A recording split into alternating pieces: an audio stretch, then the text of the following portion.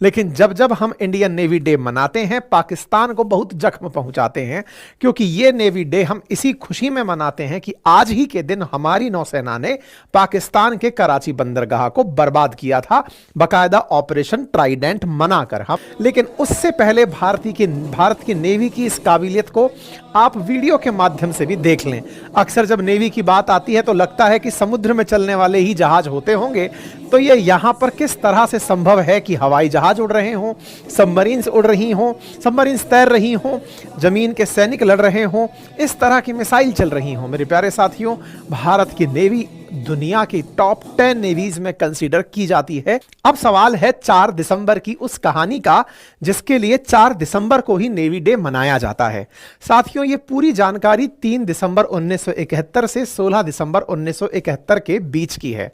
बात कहते हैं 1971 की है, जब बांग्लादेश में गृह युद्ध छिड़ा हुआ था। आज के जो बांग्लादेश के हालात हैं वो गृह युद्ध से कम नहीं हैं, लेकिन उस समय बांग्लादेश पूर्वी पाकिस्तान हुआ करता था और उस पूर्वी पाकिस्तान में पश्चिमी पाकिस्तान यानी आज का पाकिस्तान बंगाली मुसलमानों को पीटता था, मारता था, ये मानते हुए कि तुम असली मुसलमान नहीं हो। ऐसे में उनके साथ हो रहा डिस्क्रिमिनेशन, अपनी संसद में यानी पाकिस्तानी संसद में बंगाली मुसलमानों को ना मिल रहा प्रॉपर रिप्रेजेंटेशन, बंगाली मुसलमानों के अंदर एक प्रकार का विद्रोह पैदा कर रहा था। शेख मुजीबुर रहमान इसकी आवाज बन रहे थे, जो शेख हसीना के फादर थे। इन्होंने पूर्वी बंगाल को एक अलग देश बनाने की ठानी और उनकी इस चाह को पूरा किया भारत ने और पूर्वी पाकिस्तान को बांग्लादेश बनाकर ही दम लिया। लेकिन इस पूरी कहानी में इन बिटवीन जो चल रहा था वही कहानी आज के लिए जरूरी है। कहते हैं कि जिस दौर में गृह युद्ध चल रहा था उस समय इंडियन नेवी के चीफ एडमिरल हुआ करते थे एस नंदा। वो प्रधानमंत्री इंदिरा गांधी जी से मिले और जाकर के उन्होंने पूछा कि मैडम प्राइम मिनिस्टर, क्या हम पाकिस्तान पर हमला कर सकते हैं? क्या हम कराची बंदरगाह पर हमला कर सकते हैं? कहते हैं कि इंदिरा गांधी जी ने आपसे सवाल किया कि नंदा साहब, आप ये सवाल क्यों कर रहे हैं? तो आपने कहा कि 1965 में भारतीय नेवी को आदेश था कि वो केवल डिफेंस करेगी, अटैक नहीं करेगी। तो क्या हम अटैक कर सकते हैं? असल मायने में 1965 में भी भारत और पाकिस्तान का युद्ध हुआ था जिसे भारत जीता था, लेकिन उस समय पाकिस्तान की नेवी ने भारत के गुजरात तट पर हमले किए थे और उन हमलों के दौरान भारतीय नेवी ने अपने आप को कुछ कमतर ही पाया था, या ये कहिए कि हम हमला करने की उस स्थिति में नहीं थे कि जैसे वो हम पर हमला करके चले गए, हम रिटेलिएट करते हुए पाकिस्तान पर जाकर हमला कर दें। ऐसे में हम अपने क्षेत्र की बचाव में ही थे। इसलिए नंदा साहब ने जब ये पूछा कि मैडम प्राइम मिनिस्टर, क्या हम उन पर हमला कर सकते हैं, तो इंदिरा गांधी जी ने इसके लिए हामी भरी और कहा कि जब युद्ध है तो युद्ध है। If there is a war then there is a war. अगर युद्ध है तो युद्ध है और जाइए और प्लान कीजिए। कहते हैं इसी आदेश के कारण 4 दिसंबर 1971 को स्ट्राइक का प्लान किया गया, surgical strike on Karachi plan किया गया, जिसे नाम दिया गया ऑपरेशन ट्राइडेंट 1971। लेकिन यह सब हुआ कैसे? इसकी पटकथा क्या है? इसकी पटकथा तय होती है 1965 से, जब पाकिस्तान कश्मीर और पंजाब में भारत से बुरी तरह हारा। उस समय पाकिस्तान की नेवी ने अपना एक फ्रिगेट, एक युद्धपोत पीएनएस खैबर गुजरात के तट पर भेजा, जिसने द्वारका में मिसाइलें दागी, द्वारका में लगे हुए रडार और लाइट हाउस को टारगेट करने के लिए। लेकिन इनकी इन मिसाइलों से मंदिर और रेलवे स्टेशन के बीच 3 किलोमीटर की समुद्री रेत के ऊपर काफी सारे बम गिरे। सिर्फ रेलवे गेस्ट हाउस और एक सीमेंट फैक्ट्री और कुछ इमारतों को नेवी के द्वारा दागे गए हमलों से नुकसान हुआ।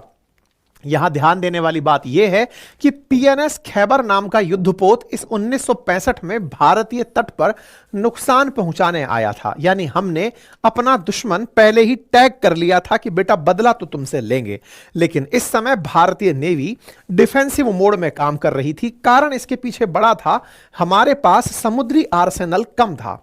इसके जैसे ही कंप्लीट युद्ध हुआ, भारत युद्ध जीता, हमने तय किया कि अब हम अपने आप को मजबूत करेंगे। इसके लिए बात ब्रिटेन से की गई कि आप हमें कुछ आधुनिक हथियार दें। ब्रिटेन हमें पनडुब्बियां देने को तैयार हुआ, लेकिन वो भी 20 साल पुरानी, क्योंकि ब्रिटेन भारत पर राज करके गया था। उसको खुशी थी कि भारत पाकिस्तान लड़ रहे हैं। ऐसे में ब्रिटेन का जो मन था वो भारत को और तड़पाने का ही रहा होगा। इसलिए हमें 20 साल पुरानी सबमरीन्स ऑफर की गई। भारत ने ऑफर ठुकरा दिया। भारत ने सोवियत रूस से चर्चा की। सोवियत रूस से चर्चा की कि हम कुछ इस प्रकार का डिफेंस सिस्टम चाहते हैं कि हम केवल डिफेंस ही नहीं, आवश्यकता पड़ने पर हमला भी कर सके। इसके लिए तय होता है कि भारत रूस यानी उस समय के यूएसएसआर से मिसाइल बोट खरीदेगा और इस समझौते को तैयार किया जाता है। समझौते के अनुसार भारत को पनडुब्बियां और फ्रिगेट अगले 3 साल में मिलना तय होता है। 5 जुलाई 1967 को सोवियत रूस से पहली पनडुब्बी आईएनएस कलवरी विशाखापट्टनम पहुंचती है।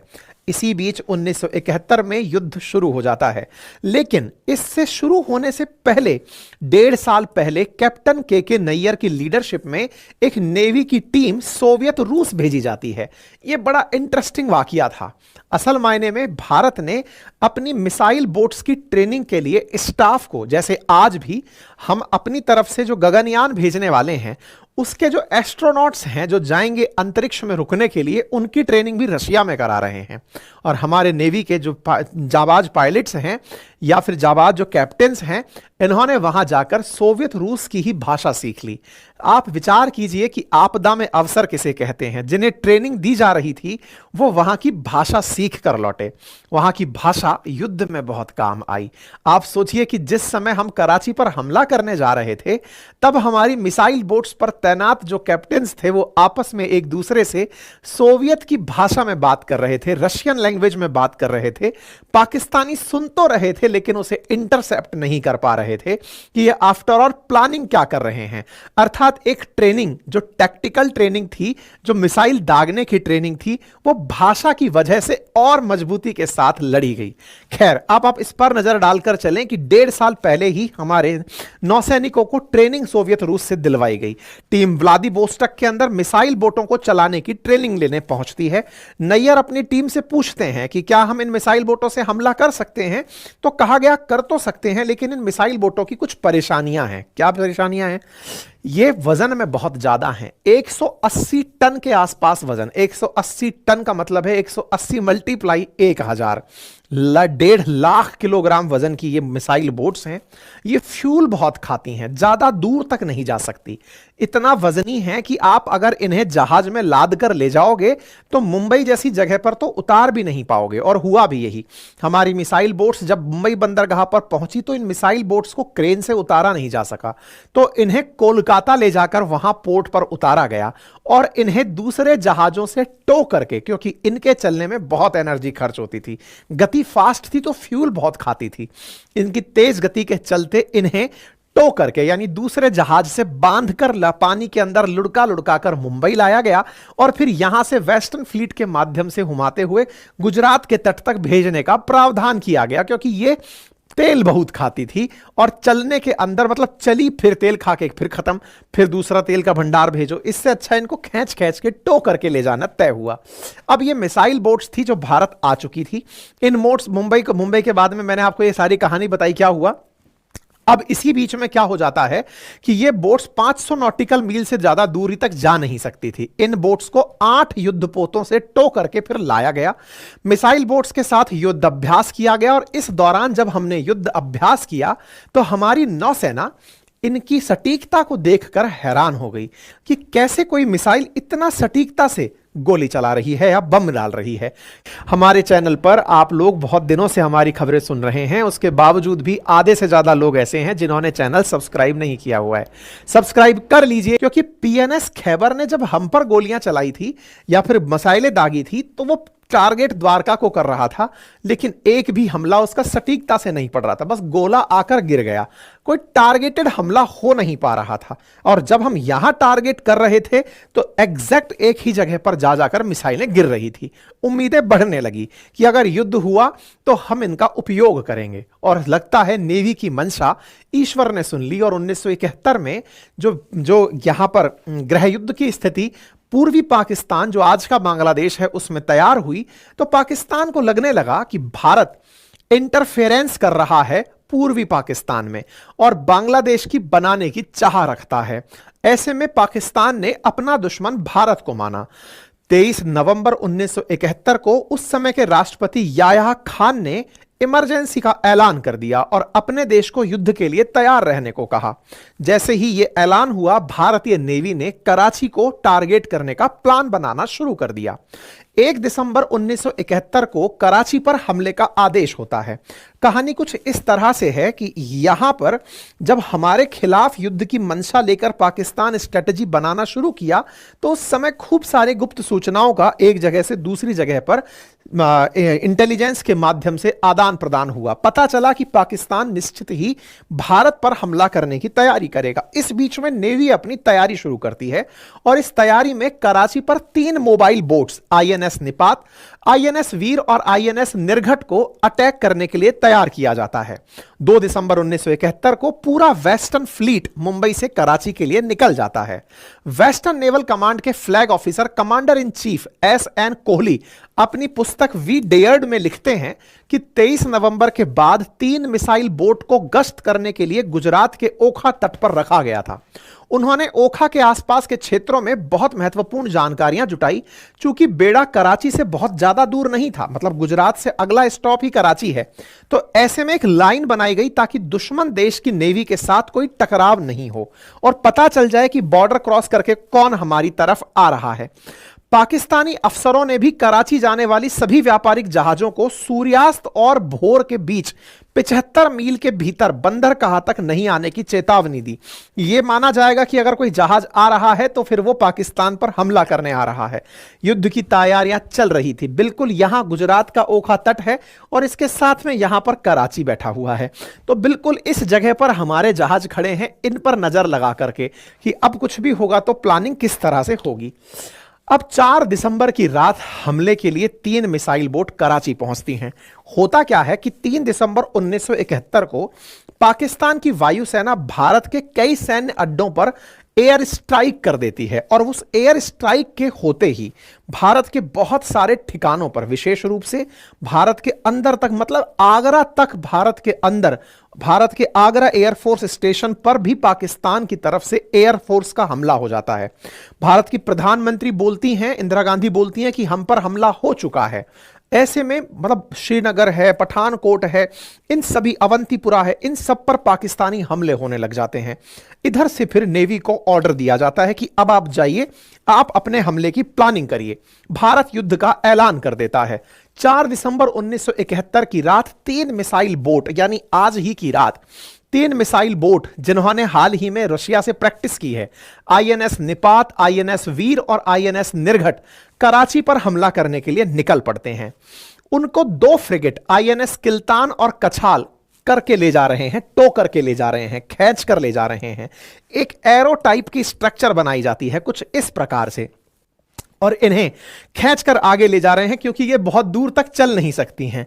इंडियन नेवी का दल कराची से 40 किलोमीटर दूर था, तभी उन्हें रडार पर एक हलचल दिखाई देती है। हलचल में पाकिस्तानी युद्धपोत PNS खैबर की पताई चलती है कि PNS खैबर खड़ा है, उसकी तरफ ही बढ़ रहा है। PNS खैबर वही युद्धपोत था जिसने 1965 में भारत के तटों पर हमला किया था।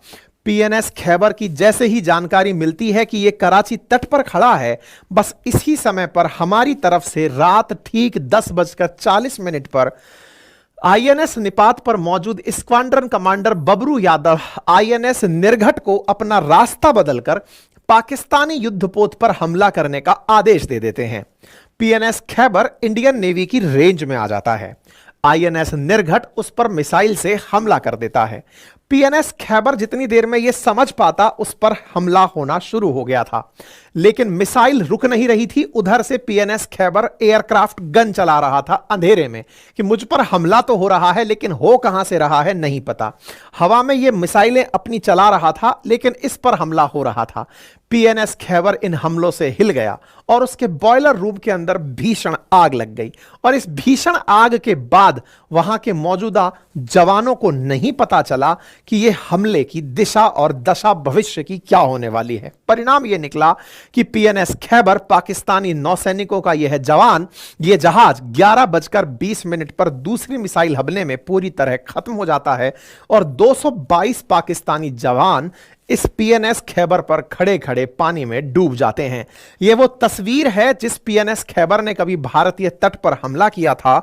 उस पीएनएस खैबर पर हुए हमारे मिसाइल बोट के हमले में यह पूरी तरह पानी के अंदर डूब जाता है। आग लगती है और यह डूब जाता है। रात आगे बढ़ती है। आईएनएस निपात का सामना फिर एक और अज्ञात पोत से होता है। पता चलता है यह अज्ञात पोत अमेरिकी हथियारों को लेकर पाकिस्तान जा रही है। नाम है MV वीनस चैलेंजर। यह पाकिस्तान हथियार लेकर आ रही है, लेकिन निपात ने यहां पर हमला कर दिया होता है। इसी बीच में निपात के हमले से यह चैलेंजर भी तबाह हो जाता है, तो शाहजहां पर भी हमले कर दिए जाते हैं। पाकिस्तान का PS मुखाफिज हो या MV वीनस हो या PNS खैबर हो, यह लगातार पानी में डूबने लगते हैं। भारतीय मिसाइल बोट्स के हमले से लगातार हुए हमले में यह पाकिस्तानी पोत धमाधम पानी में डूबने लगते हैं। सुर्खियां बनने लगती हैं कि 2 पाकिस्तानी वॉरशिप डूब गए हैं, एक सबमरीन डूब गई है, और रात को ही कराची पोर्ट पर हमला कर दिया जाता है। यानी कि हमारी इन्हीं मिसाइल अटैक करने वाली बोट्स ने कराची पोर्ट पर हमला कर दिया था। रात 11:20 था। INS वीर ने PNS मुहाफिज पर हमला किया। मुहाफिज डूबता है, 33 जवान पानी में डूबते हैं। INS निपात कराची पोर्ट की तरफ बढ़ता है, पर कराची पोर्ट पाकिस्तान के लिहाज से महत्वपूर्ण भी था। क्यों? क्योंकि यहीं पर नेवी का हेडक्वार्टर भी था, तो तेल का भंडार भी था। मिसाइल बोट्स को कराची की तरफ जाता हुआ देखकर ज्यादा से ज्यादा मिसाइल दागने के आदेश दिए जाते हैं। INS निपात रडार में जैसे ही तेल टैंक को देखता है, 2 मिसाइलें दागता है। पहली मिसाइल चूकती है और दूसरी मिसाइल इस कराची पोर्ट पर तेल टैंक में जाकर फटती है। हमारे चैनल पर आप लोग बहुत दिनों से हमारी खबरें सुन रहे हैं, उसके बावजूद भी आधे से ज्यादा लोग ऐसे हैं जिन्होंने चैनल सब्सक्राइब नहीं किया हुआ है। सब्सक्राइब कर लीजिए। इतना तेज विस्फोट होता है कि वो 60 किलोमीटर दूर से विजिबल होने लगता है कि कराची पोर्ट को जला दिया गया है। इस पोर्ट पर लगी आग को बुझाने में अगले 4 दिन लगते हैं। इस पर बकायदा 2017 में भारतीय नेवी एक शॉर्ट डॉक्यूमेंट्री जारी करके बताती है कि हमारा ऑपरेशन ट्राइडेंट किस तरह कंप्लीट हुआ, हमने कैसे कराची पोर्ट को तबाह किया। ऑपरेशन ट्राइडेंट के इसी कारनामे की वजह से 4 दिसंबर को नेवी डे मनाया जाता है। तो आज हमारी नेवी अपनी उस रात के कारनामों को याद करके नेवी डे का सेलिब्रेशन करती है, क्योंकि ऑपरेशन ट्राइडेंट इस कराची पोर्ट को तबाह करने के लिए ही था, जो पूरे 5 दिन तक चला। यहां से शुरू हुआ यह कार्यक्रम चलता रहा। परिणाम स्वरूप 16 दिसंबर को पाकिस्तान ने जब सरेंडर कर दिया, इनकी तरफ से पाकिस्तान के AK नियाजी ने जब टेबल पर बैठकर ऐसे समझौते पर हस्ताक्षर किए, अपनी सेना के साथ, हजारों की लाखों की सेना के साथ इस तरह का सरेंडर किया, तब जाकर के पाकिस्तान का टुकड़ा हमने किया। तब जाकर पूर्वी पाकिस्तान को बांग्लादेश बनाया, इनके गिरफ्तार सैनिकों को वापस भेजा और भारत ने अपनी युद्ध पताका लहराई। साथियों, ये वही पाकिस्तान है जिस पाकिस्तान ने भारत पर हमला करने का प्लान किया था, लेकिन इतनी शर्मिंदगी के साथ सरेंडर होकर लौटना पड़ा। आज वही बांग्लादेश है जिसे भारत ने बनाया था, बांग्लादेश को लिबरेट किया था, लेकिन आज यहां पर इस प्रकार के कबूतर राज कर रहे हैं जो अपना इतिहास भूल चुके हैं। ये वो लोग हैं जिन्हें देखकर केवल तरस आता है। मन करता है कि इन्हें आशीर्वाद दे दें कि जाओ बेटा, तुम्हारा हैप्पी बर्थडे फिर से मना दें, लेकिन अब करें क्या? इस इंतजार में कि ये एक दिन फिर सुधरेंगे, ये लोग एक दिन वापस रास्ते पर आएंगे। अदरवाइज वो दिन दूर नहीं जब बंगाल का विभाजन जो 1905 में हुआ था, भारत हो सके तो उसे रद्द कर दे, कहे कि अब पूर्वी बंगाल नहीं, पश्चिम बंगाल नहीं, अब हम एक हैं और पूरा बंगाल हमारा है। इंतजार की घड़ियों के साथ आज के समाचार यहीं समाप्त। जानकारी पसंद आई हो तो साथियों से जरूर साझा करें। चैनल पर नए हैं तो सब्सक्राइब करें।